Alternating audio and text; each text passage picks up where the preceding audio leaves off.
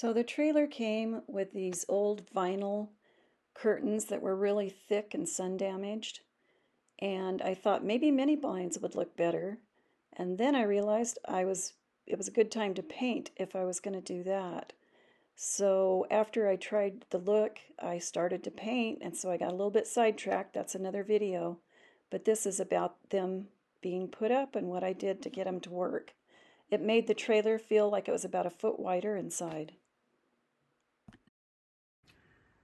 So here's the mini blinds I put in place of the old vinyl curtains. The problem with it being so short in here is you can look right into the top of the mini blind. That doesn't look great. So I took the old Valance boxes. They were 4 inches wide, cut them down to 2 1/4 with a skill saw and a clamp with another piece of wood having the edge marked properly. And it was actually pretty easy to do by myself. And this is just molding. It was $16 for 7 feet at Lowe's. It's got a little bit of a profile on it, which made it hard to clamp. And I put that in, cut it with a chop saw to miter the corners. And I'm just resting this up here for right now. I'm going to paint it the dark espresso brown like the window frames are. But I think it's going to look sharp. And see, they just don't stick out very far, so that's a good thing. I'm going to do that with all these windows. Again, see the tops of it, so all that'll get covered up. Gonna look nice, I think. So next job is to paint that and start gluing the corners up on the other pieces.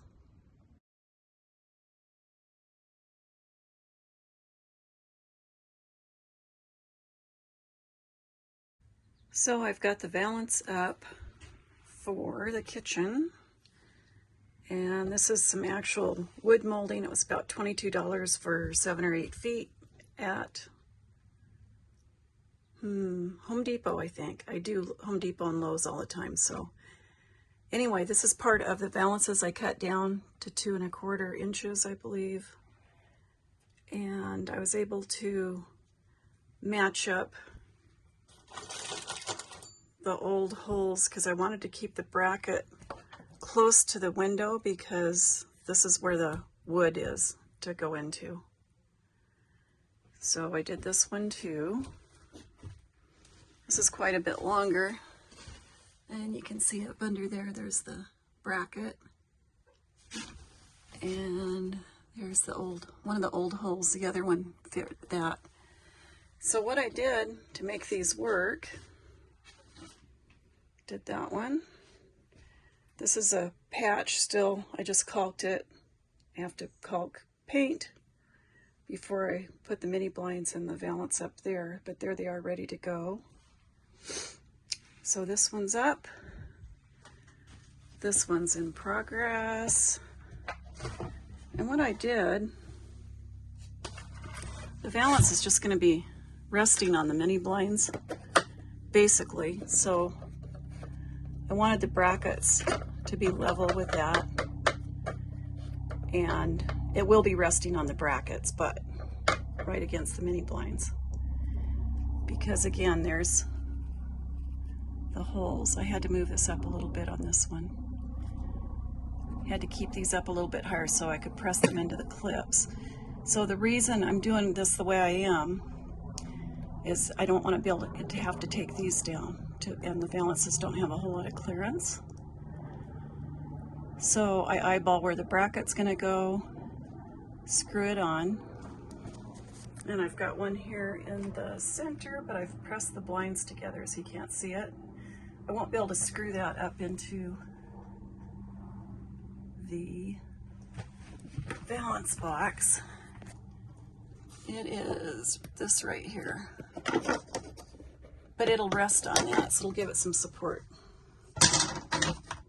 So my next thing will be holding the valance box up there and screwing 1/2 inch screws up into it. And I'm able to do that, just hold on to it. So this will be another one of the fancy wood. And there's where the old bracket went.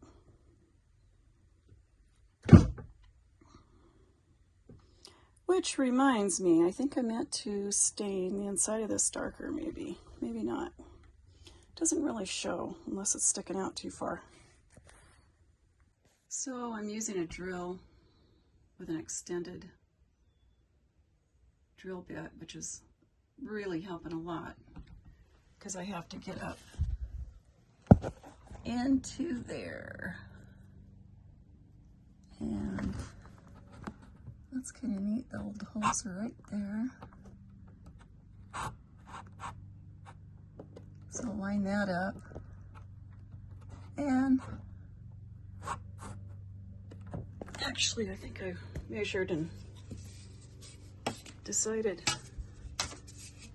I had about 2 1/8 per side. Sorry about the camera jumping around. So there you go, that's good right there. And see, I can see a little bit of that, but I'm not going to be under here. I guess if you're laying in the bed, had the bed made, maybe I should do that. That's going to bother me.